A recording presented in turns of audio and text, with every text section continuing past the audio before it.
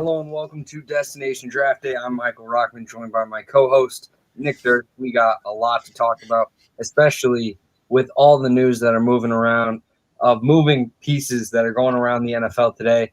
But first and foremost, Nick, how are you doing on this lovely Friday? Doing well. The weekend's finally here. Looking forward to eating some pizza for dinner, so that's always exciting. But Michael, we have a new draft order. We got the Jaguars are picking first. The Jets are picking second. The 49ers are going to pick third. The Falcons fourth. The Bengals fifth. The Dolphins are going to be picking sixth now. 7 through 11 stays the same. Lions, Panthers, Broncos, Cowboys, Giants, and the Eagles are going to pick 12th. Why don't you, for anybody that hasn't seen it yet, why don't you let everybody know how those things ended up happening and getting changed?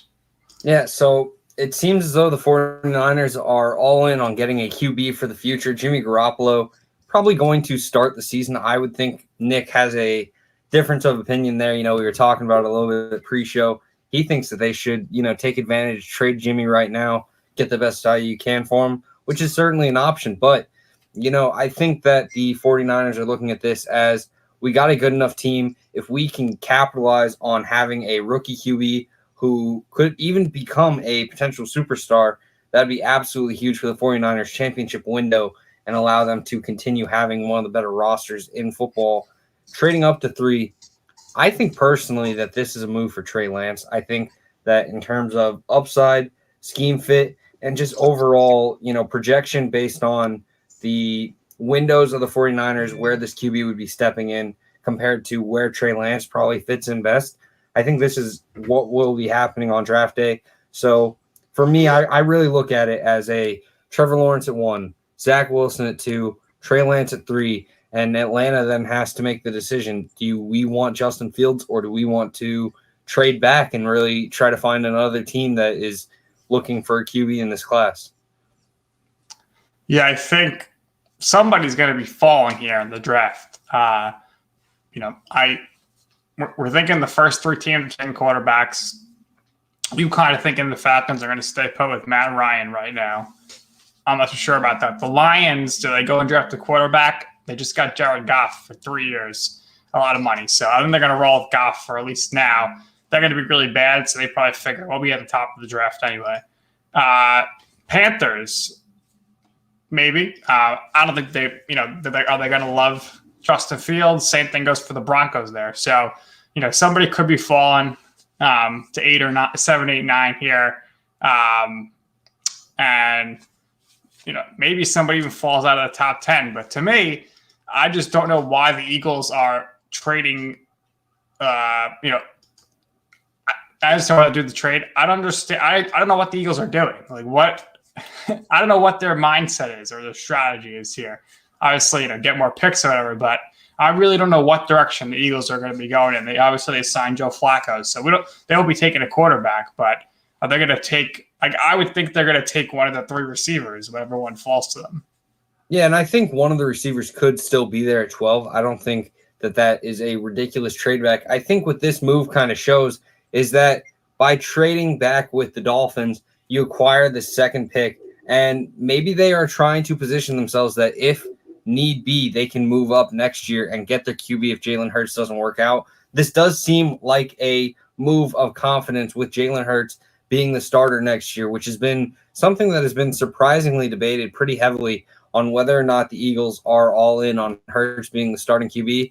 You can make your assumptions about Joe Flacco. You can make your assumptions about how Hurts will perform, but I think the question has been answered. Jalen Hurts is going to be the starting QB for the Eagles. And how long that lasts, we'll just have to see based on his play.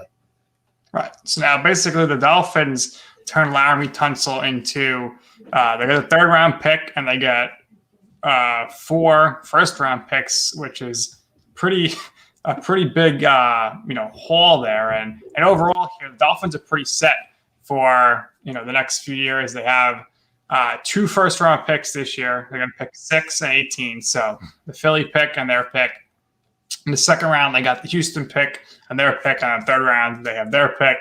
And then next year, they'll get the 49ers' 1st-round pick, They got an extra third-round pick from the 49ers, and then in 2023, they'll have their first-round pick and the 49ers' first-round pick.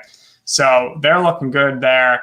Rick is not happy. He says Miami screwed the Pats. Flores dunks on his former boss.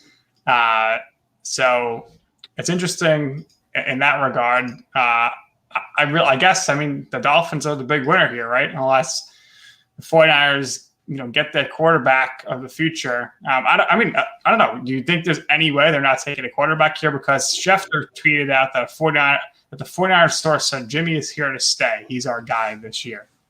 Oh, absolutely. I believe that Jimmy is going to be staying, but I don't think that means that they are looking anywhere other than QB. I think what this move indicates is that, maybe they're willing to have Jimmy start the entire year and then they'll put in their QB. Or maybe, it's just someone to hold the position down until the next QB is ready. We'll see what happens, but if they do anything other than QB, I would be absolutely mind-boggled. I couldn't see it working out that way.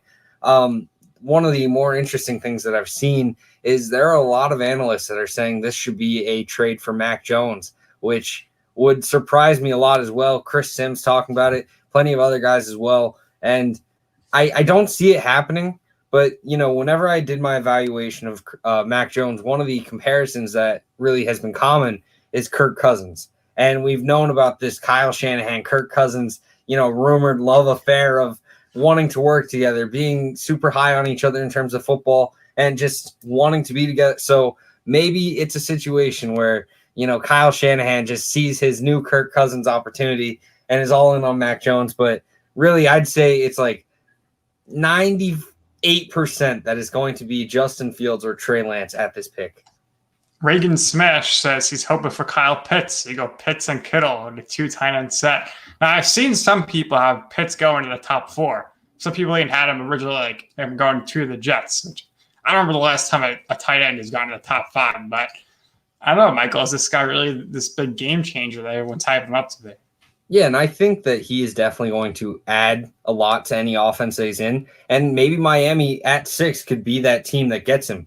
But you have to kind of weigh the options because tight end has been a historic position that really the first pick tight end doesn't generally play out as well as some of the mid-rounders that maybe, a guy like Kittle comes up and becomes a superstar where maybe these first-round picks aren't progressing or producing at the level that you would expect. But really, I do think that Kyle Pitts and George Kittle would probably set the league on fire. I don't expect that the 49ers traded up to do so, but it would be a very dangerous duo that would be hard to stop. So now the question really is what are the Jets going to do at 2? So you would think this league is thinking they're taking Zach Wilson, right? So because otherwise, I guess the 49ers don't like Zach Wilson. Otherwise, they would have tried to get the number 2 pick. I think they're going to have a lot of trouble moving Sam Darnold. So at this point, if they want to get anything of value. So I think it's very realistic, come the end of the draft, Sam Darnold and Zach Wilson, let's say maybe Justin Fields, they're on the same roster, which would be pretty crazy. And I think that would be the first time ever in a draft that a team selected 2 QBs in the top 4 in a 4-year span. I mean, that's just wild. I'm looking around the league here. Who's trading for Sam Darnold right now to be a starter, Michael? Honestly, if there's a team that trades for Sam Darnold, it would probably be a team, maybe like the Carolina Panthers, where Teddy Bridgewater seems upset with the situation, and you kind of have been well known to be making that move at QB. Matt Rule obviously only entering year 2, so I don't think that a failed Darnold experiment where, maybe they send a 3rd or 4th round pick for him necessarily gets him canned. And really the upside there is still enticing for teams around the league. So, maybe a team like Carolina, but I think it's very realistic that either A, he's the Jets backup next year, B, he's a backup somewhere else, or C, he ends up in somewhere where it's almost a QB competition where it's not really his job to really start right away. His value is already down. His value is going to be so much more down if they draft a quarterback. So Joe Douglas has to be careful here because if he takes the quarterback, everyone knows the Jets have no interest in Sam Darnold. So why would you even bother to give up more than like a 6th or 7th round pick, knowing that, this guy's going to be a free agent at the end of the year if we don't trade for him? Because, it's just not going to work out. Zach Wilson looking to become the highest drafted BYU player. Ezekiel Ansah went 5th, I think, in 2013. And Jim McMahon also went there in the 80s in the top 5. But, Wilson, I know you don't love Wilson. You don't have him as your second quarterback. But I think this guy has all the goods. However, I'd be worried about whoever goes to the Jets at 2 because, sure, they signed Corey Davis, but the offensive line's a disaster. And whoever that person is going to be stepping into a situation where if they're going to start week 1 in 2021, which of course they want to do, there's going to be some struggles. And I think the Jets fan base is the most irrational, impatient there is. And especially if there's going to be fans in the stands, if that rookie QB comes in that first game and, throws a few interceptions or an interception, they're going to be booing him. You got to remember, Sam Darnold, this guy lit it up in his debut against the Lions on Monday Night Football. So by the time the fans were in the stands, they were all for him. But they quickly turned on Sam Darnold too. So it's just a tough spot. Rick wants to know, Michael, will Wilson and Fields see ghosts? Remember, Sam Darnold was seeing those ghosts against the Patriots. Yeah. I think they will because the Patriots defense is looking really good this year. That's the hope. And these trades are heartbreaking for a Patriots fan like myself because, I was hoping they'd trade up, get in that mix for a QB. Hopefully number 4 is still on the table, but it's hard to say, and we'll see what happens. But right now it's looking like the Patriots maybe aren't going to be landing one of these QBs, and it's heartbreaking for me. Right. But like I said, if a QB starts falling to like the 7 through 9 range and it's someone the Patriots could be in play. And that's more realistic than, what they're going to have. Maybe Bill's on the phone right now with Lynch. And he's saying, what are we doing here? Are we getting Garoppolo? Or maybe Bill's like, you know what? We'll go with Cam for 1 year. I'll get Garoppolo next year. He'll be my guy. So, I don't know. I'm thinking it's very unlikely that the Patriots taking a quarterback here. Should be interesting to see. Now, the other big news is the Bucs have signed Fournette to a 1-year deal. And that means all 22 starters from the Super Bowl champion Tampa Bay Buccaneers are back. You know how rare that is, Michael? I don't think that's ever happened before. Because usually a team wins Super Bowl, every single guy is going to get a big payday because I want the money, sign me wherever, I'll go play whoever. They're all coming back, and there's only one reason why. Tom Brady. I guarantee you, Michael, he called every single player on the team the day after the parade, and he said, are we going to run it back? It's your decision. That's what I think happened. What do you think? Yeah, I think that's absolutely the case. Brady was probably in everyone's ear saying, look, you better be back here. They were like, all right, let me celebrate. He's like, well, you can celebrate, but we need you back. And then in time, the Bucs were able to rework some contracts, adding void years for kickers. They really did anything they could to make this year work and get the roster back, and they've done it. And now they enter the draft really with limited needs, and you can really go BPA. You can go get some depth options. You can look for the future in your first-round pick, which is huge and a absolute luxury. And we'll see what they do, but I think right now all options are on the table for the Bucs, and they are going to enter this draft with a lot of freedom that a lot of teams don't have. Right. Reagan Smash says the Pats can't afford Jimmy G contract in 2021. There's always a will. There's always a way. But yeah, if he gets cut, they'll sign him. I don't think there's any doubt about it. If he gets cut next year or this year, they'd sign him. They're not going to cut him this year, though, like Michael said. Rick says they need to get rid of Gilmore before trading for Jimmy G, and he's crying about Cam starting. How do you feel about Cam Newton starting, Michael? I think that Cam is a fine starter, but you aren't really looking for him to be the future right now. The arm isn't there as much as it has been in the past. There's too many times on film where he's inconsistent, and I think that's why the Patriots should look to try to find their QB the future, hopefully this offseason, but maybe next. I think there's still stuff left in the tank for Cam to produce and be somewhat of a fine starting QB, and I think that's why in a bridge leg situation, he would have been fine. But now, in his second year, if the Patriots don't have anyone else to potentially take over at QB, then you're kind of left with plenty of question marks and concerns for the team. No doubt about it. So that's that's trouble there in the NFC South, especially. The Saints, they lost Drew Brees. We're assuming Jameis Winston's going to start for them. We're going to see a lot of Taysom Hill, though, who got a huge contract.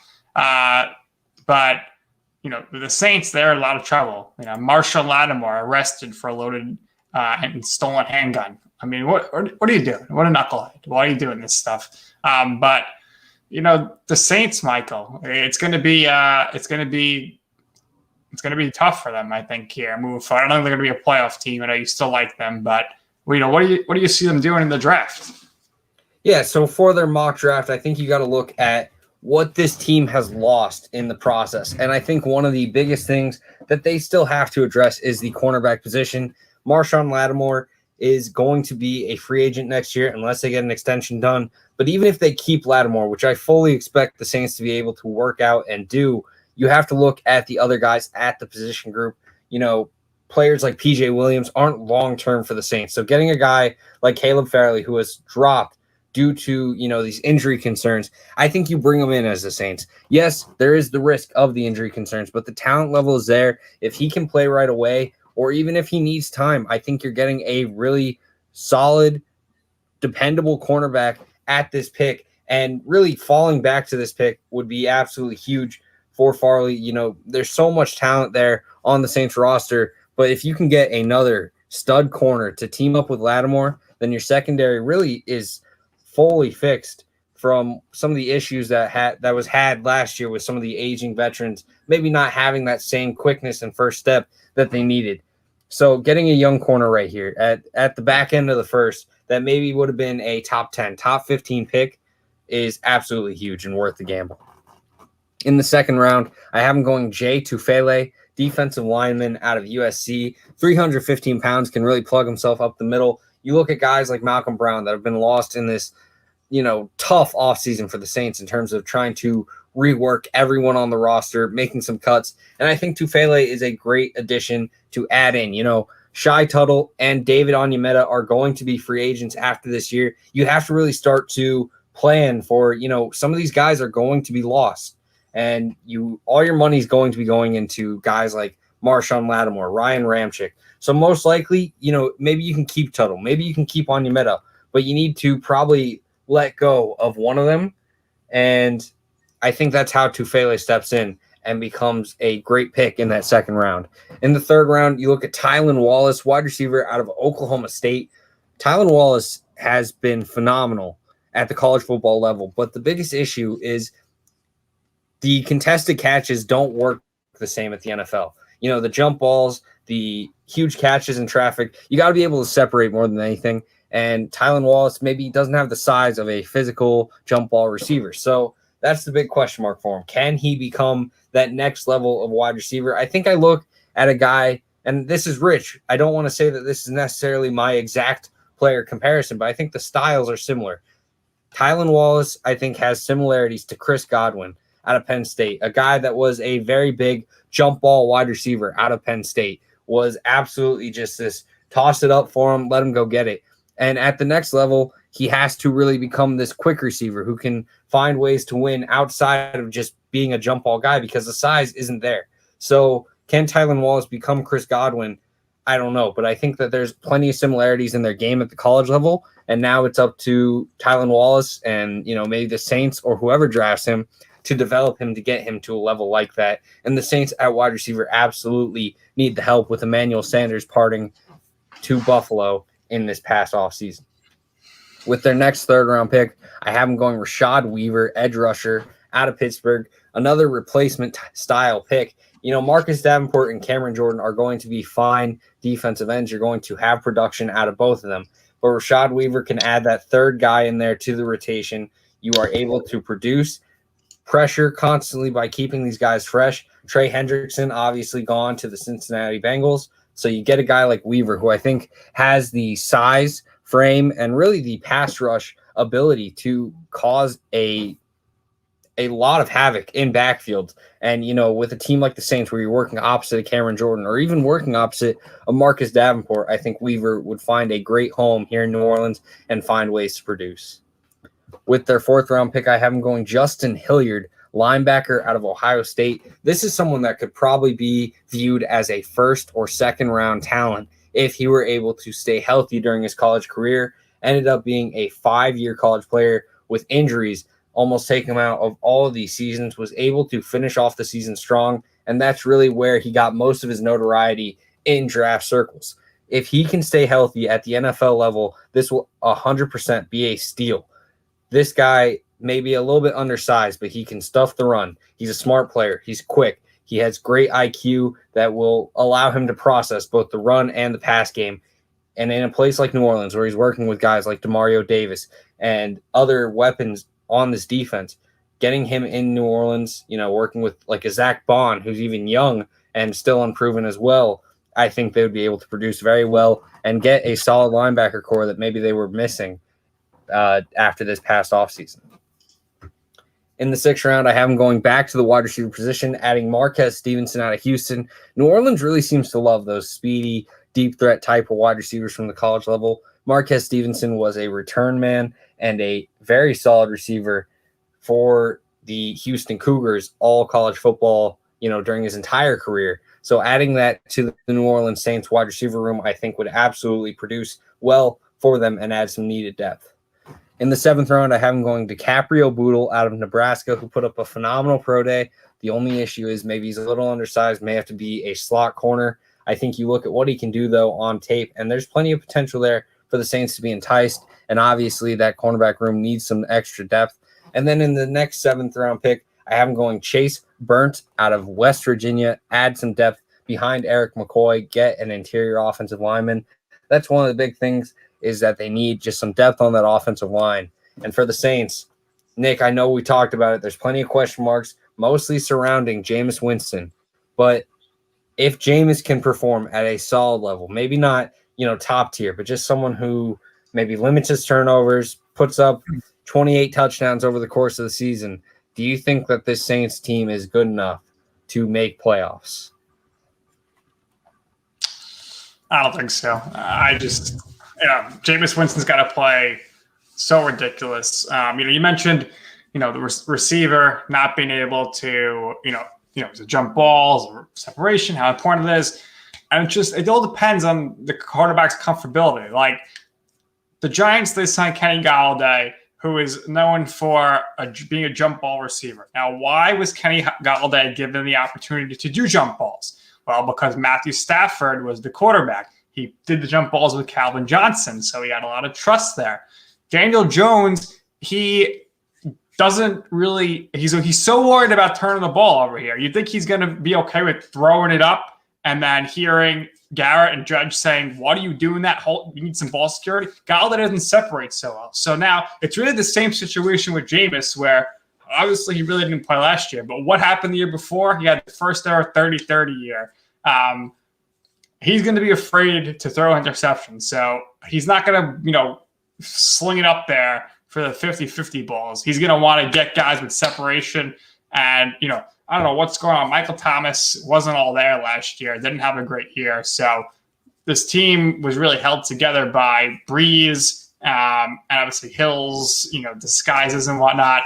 I'm a little surprised here that you don't have the Saints taking a quarterback in the later rounds just to kind of get somebody in there. And because right now, I would assume they're going to get somebody else. They're not going to go in there with Hill as the backup, who's also starting at the same time as Winston. They're going to probably dress the third quarterback, I would think.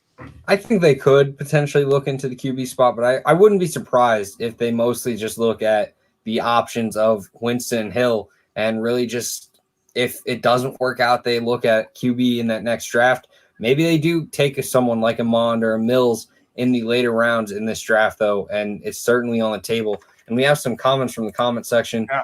Do you see the Pats trading the Falcons for their 4th-round pick? I assume he's meaning just number 4 pick in the draft. And I think that's certainly a possibility. I think it really comes down to who's willing to pay the Falcons the most, and do the Falcons want to move? There's plenty of rumors that the Falcons take Stephon Gilmore. and the first round pick for their first round pick. Probably. It may cost a little more, honestly. That's how crazy this trade market has gotten after the San Fran trade. And looking at it, I don't know what the Falcons want to do. I've thought that it was going to be Matt Ryan just sticking at QB and they would look elsewhere, but there's been a lot of rumors saying that the move wasn't necessarily a vow of we're keeping Matt Ryan for long term. It was more just we're trying to make money because we have to be somewhat competitive this season. And it's really going to be interesting. I really hope the Patriots trade up. And I think at 4, Justin Fields seems to be the guy that would be there. So I would love that fit, especially. But it's hard to say right now. I personally want to say it will happen, but, I'm biased, so it's hard to say fully. Nick, what do you think? I don't think so. I think the Falcons are going to stay put and draft a defensive guy because their offense is good. I mean, they're in shootouts, so Matt Ryan still has it. They have a great chance to go from worst to second best in the division this year. They could maybe sneakily be a playoff team if they just get that defense right. Because, how many times is the defense going to let Matt Ryan down? There's so many games just this year where they scored 30-something points and they lost because the defense gave up all these points. So I think they're going to, take who they feel is the best defensive player on the board, either at 4 or if they trade down, maybe I would think they maybe were looking at a situation where they're potentially trading with a team like the Panthers. So they're still in the same range. And then, okay, the Panthers are coming up. They're going to take a quarterback. Absolutely. And we have another comment as well. Bootle, rocking everywhere. Probably one of the best nickname options for him, but probably one of the longest as well. We'll see if it plays out for him, but I like it. I like it a lot. Good content here from the comment section. We appreciate everyone commenting in. Let's get back on track to the Saints, though. Obviously, there's been a tough offseason for a lot of teams, but maybe no team had it tougher than the New Orleans Saints, trying to create money, trying to push off money. And it's a common mainstay of the Mickey Loomis era, Right. Trying to really push off all these contracts to later dates. But do you think that if this doesn't work out this year, the things go poorly, do you think the Saints kind of embrace this post-Breeze tank era where they take on all this dead money finally and say, okay, we just got to deal with it, work this, not push off contracts, get through this terrible era of no money, limited options and salary, and try to rebuild? Or do you think that they will always be a team that's looking to compete while under Mickey Loomis? Well, this year, I think they're going to be – it's going to look a lot like the 2020 Patriots where there's going to be glimmers of hope. Jameis is back, big game, Monday Night Football or something. And then it's going to be like, oh, Jameis, what the heck? Just like we saw with Cam Newton. So that's what I'm thinking for this season. Now, can they go full tank? Yes. But I guarantee you Sean Payton will say, I'm out of here. And he's going to take another job somewhere else. Because I don't think he's going to want to stay around for that. Yeah, maybe they trade Peyton and get some value out of him as well. Just completely get anything they can, who knows. Sean Payton to the Cowboys for first round pick and Dak Prescott. And another team that maybe is really fearing the day that their QB is done, Aaron Rodgers, the Green Bay Packers, drafted Jordan Love. To Shailene Woodley. Yeah. Definitely.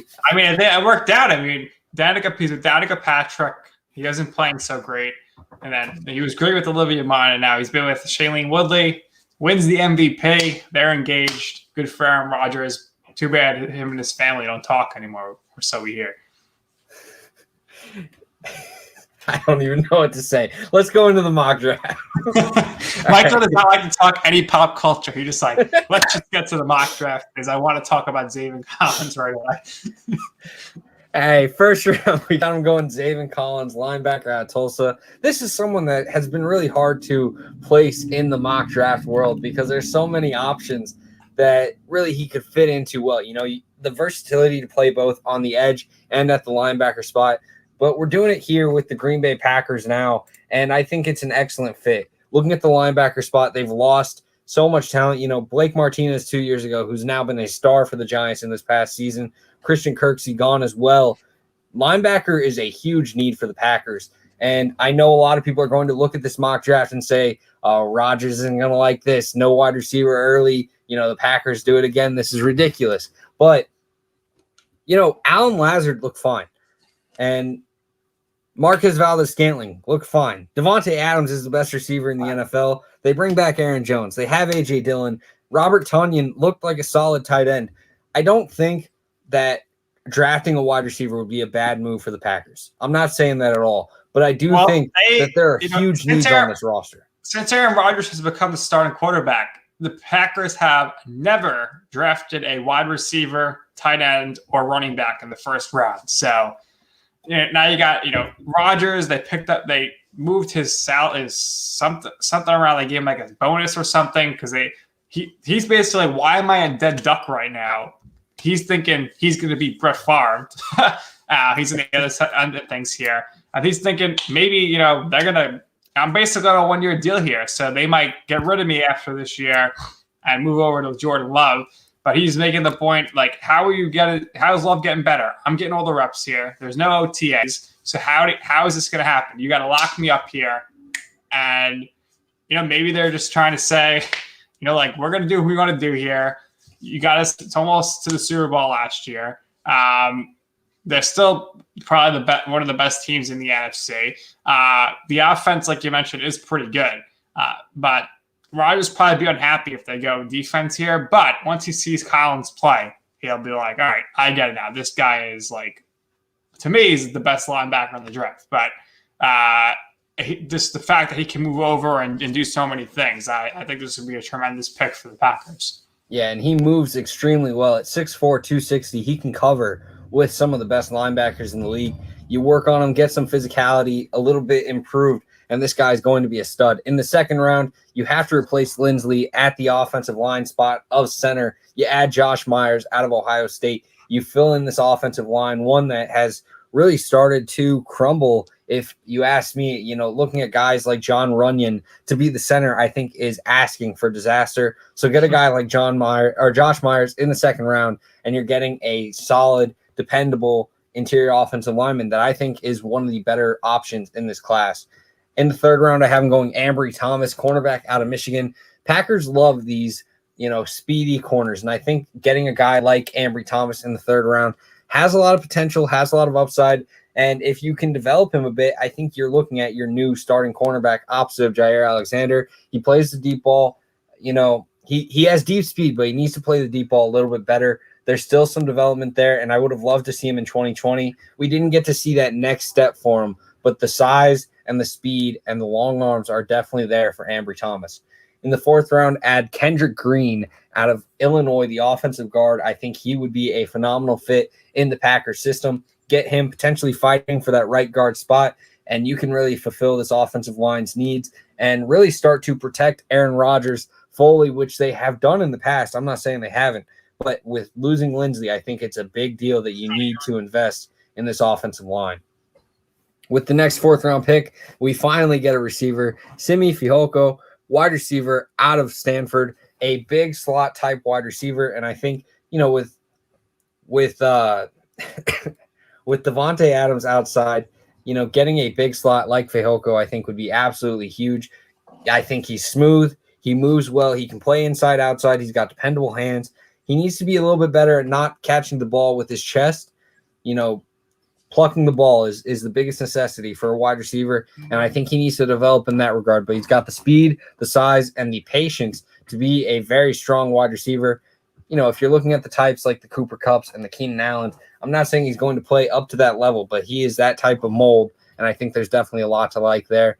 In the fifth round, Malik Herring, defensive lineman out of Georgia, a guy that has played defensive end and defensive line in his past. I think with the Packers, he would be strictly almost this 3-4 defensive end. Adding some depth to that defensive line would be absolutely huge. I'm not the biggest fan of its current makeup, so getting a guy like Herring in the fifth round I think would be a good get. With that next fifth round pick, I have him looking at Ernest Jones, linebacker out of South Carolina. I think what you need to do with this linebacker unit can't be solved in one draft unless you're, addressing the need in the first and second round, and then you're missing out on a lot of other options. So with the 5th round pick, Ernest Jones, solid run stopper. I think he can provide depth, rotational piece, and really produce well for a day 3 pick for the Green Bay Packers that needs some help at the linebacker spot. In the 6th round, I look at Bryce Thompson, cornerback out of Tennessee, a speedy slot option, add some talent to the secondary, get some guys in there. And also, I think he could have some nice special teams capabilities. And speaking of special teams, in the 6th round, with that 2nd pick, I have him going Dylan Stoner, wide receiver out of Oklahoma State. He can return. He can catch the ball well. I think he offers slot capabilities and outside capabilities. Worked well at Oklahoma State, but I don't think it was a great scheme fit. I think in the NFL, he could be someone that goes day 3, late day 3, and really surprises at the NFL level because he's in probably a better offense for his skill set. And with that 7th round pick, Brennan James, offensive tackle out of Nebraska, add an option to really be that depth behind Billy Turner. And getting a guy like James, I think, would be a great pick for them. So for the Green Bay Packers, let's go right through it one last time. Zaven Collins, Josh Myers, Ambry Thomas, Kendrick Green, Simi Fehoko, Malik Herring, Ernest Jones, Bryce Thompson, Dylan Stoner, and Brendan James. Nick, in terms of what the Packers' needs are entering this draft, in terms of just how they look for this next season, what do you think of this draft, and what do you think in terms of contending next year? What do you think is the ceiling for the Packers? Draft's pretty solid. I could see them taking a tight end at some point. Ceiling for the Packers is Super Bowl champions. They're going to be one of the last 4 playing again. Aaron Rodgers was great last year, the MVP. I expect him to be right back there. And I think we're going to see another great epic showdown of Brady and Rodgers next year in the NFC Championship game. And I'm looking forward to it. Yeah, I think the Packers are hands down a top 4 team going into next season.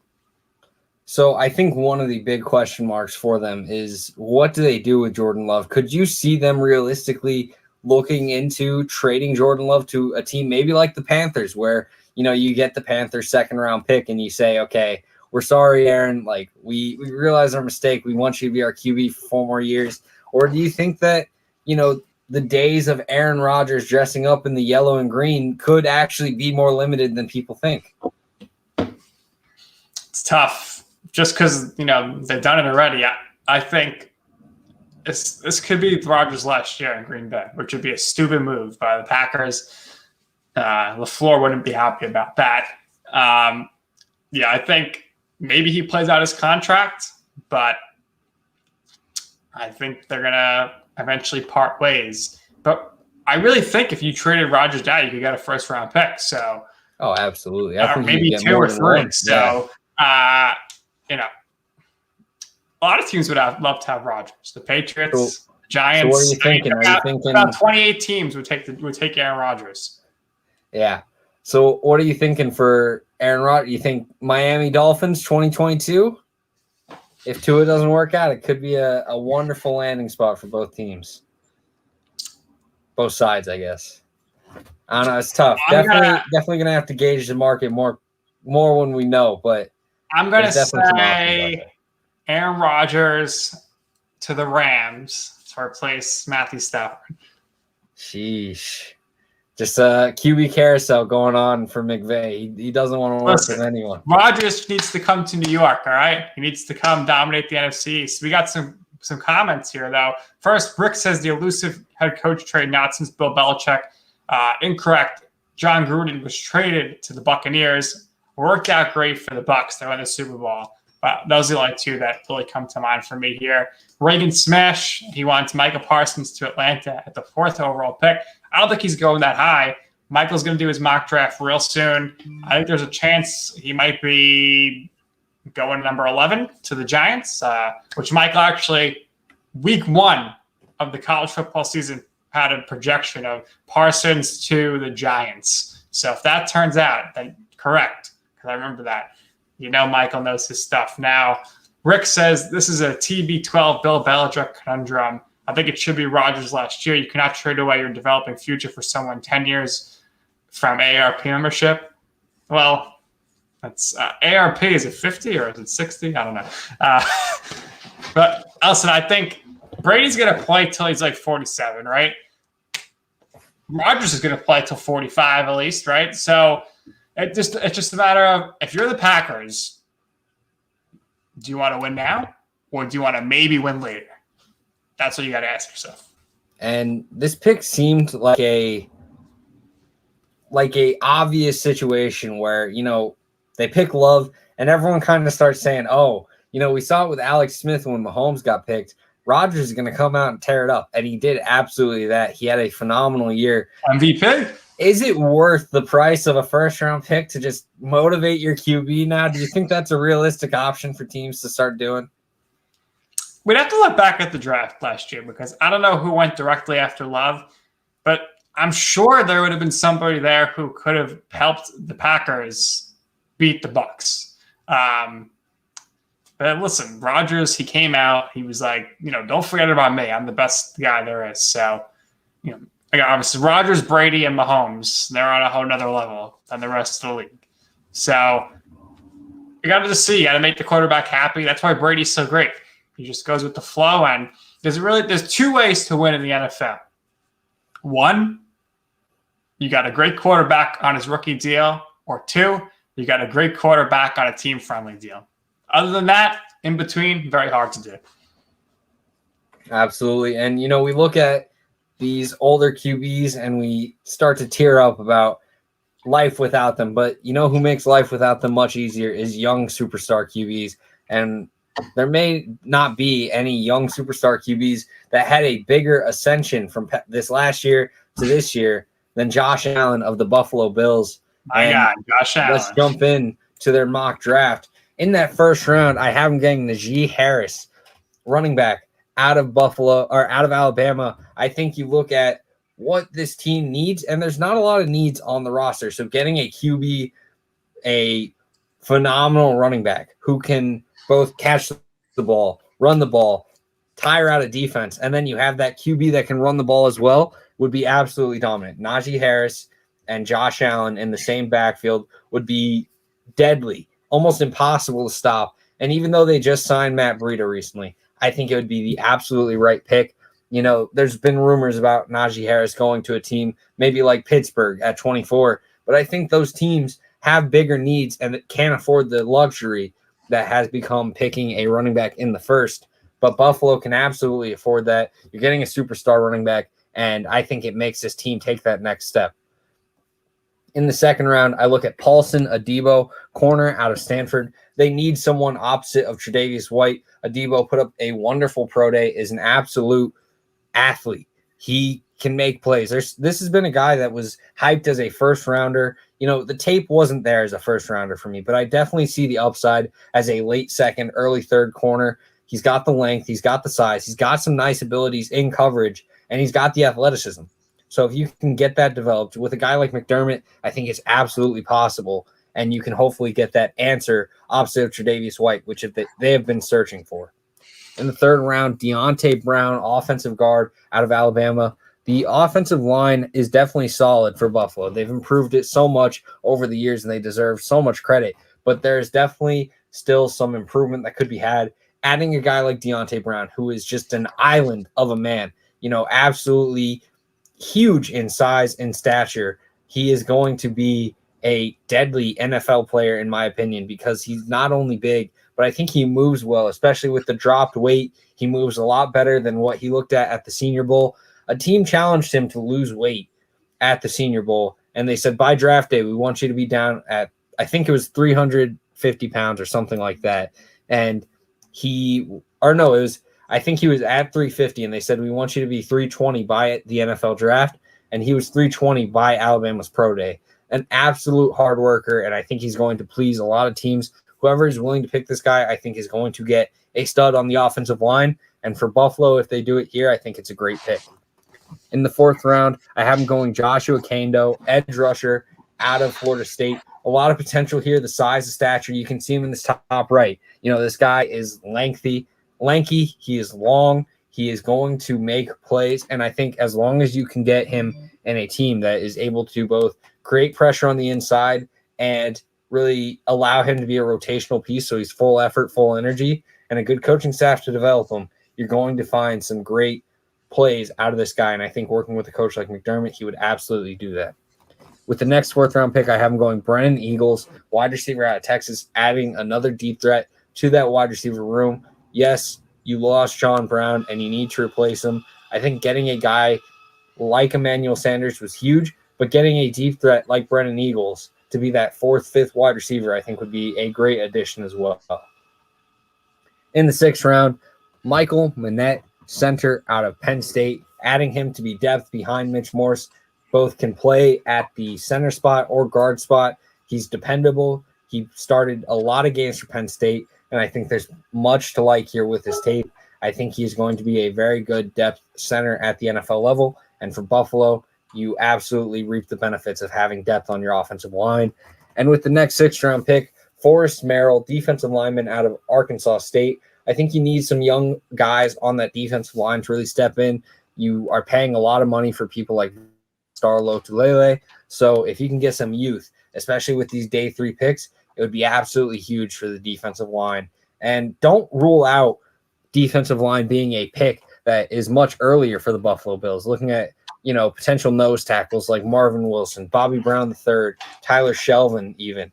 There are going to be options that they will probably be very enticed by and look at the chance to pick to put next to Ed Oliver on that defensive line. Nick, you're a big Josh Allen guy. You're a big Buffalo Bills guy. What do you think would be the next step for Buffalo? Do you think they're legit a contender already? And do you think that maybe getting a running back like Najee Harris really puts them over the top? No, I actually don't. When they're going into this season here and making their roster, they're putting it together for one game. That's the AFC Championship. So they should be building their roster to beat the Chiefs. And how do you beat the Chiefs? Edge rushers, pressure, defensive ends. So I think that should be their focus because you got to stop Patrick Mahomes. The reason why they couldn't compete with the Chiefs is because they did make stops, but they didn't score right away. So there's only so many times in a row you could stop the Chiefs.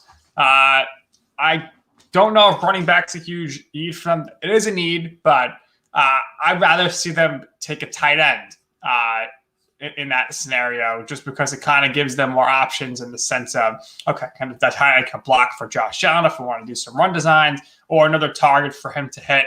Because really, obviously, Diggs is one of the best receivers in the league, and that was a huge pickup. They don't really have that big guy over the middle, red zone threat. The red zone threat last year was Josh Allen. So I'd like to see them get like a big target for him there.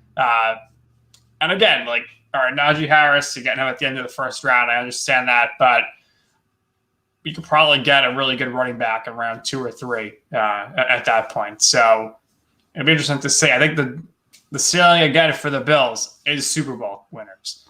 They're very close. Let's see what they do. I have confidence here that they can figure out a way to break through in the AFC and get to the Super Bowl.